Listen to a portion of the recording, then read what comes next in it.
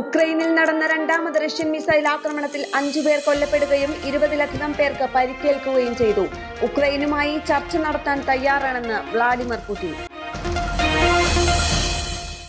ഗാസയിലെ സംഘർഷത്തിൽ ഇസ്രായേലും ഇറാൻ പിന്തുണയുമുള്ള ഹമാസ് തീവ്രവാദികളും തമ്മിലുള്ള വെടിനിർത്തൽ ഒരാഴ്ചയ്ക്കുള്ളിൽ സാധ്യമാകുമെന്ന് വിശ്വസിക്കുന്നതായി US പ്രസിഡന്റ് ഡൊണാൾഡ് ട്രംപ്.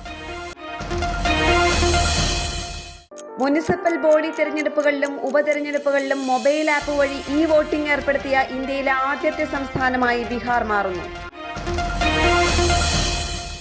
കുട്ടികളുടെ ആരോഗ്യം മെച്ചപ്പെടുത്തുന്നതിനായി സ്കൂളുകളിൽ ലഘു കായിക വിനോദ പരിപാടി തുടരുക തന്നെ ചെയ്യുമെന്ന് വിദ്യാഭ്യാസ മന്ത്രി വി ശിവൻകുട്ടി. കെയർ കേരള പദ്ധതിയുടെ സംസ്ഥാനതല ഉദ്ഘാടനം കളമശ്ശേരിയിൽ ഇന്ന് വൈകുന്നേരം മുഖ്യമന്ത്രി പിണറായി വിജയൻ നിർവഹിക്കും. നടൻ മോഹൻലാലിന്റെ നേതൃത്വത്തിലുള്ള വിശ്വശാന്തി ഫൗണ്ടേഷൻ മയക്കുമരുന്ന് രഹിത ഭാവി കെട്ടിപ്പടുക്കാൻ ലക്ഷ്യമിട്ടുള്ള ബി എ ഹീറോ പരിപാടി നടപ്പിലാക്കുന്നു.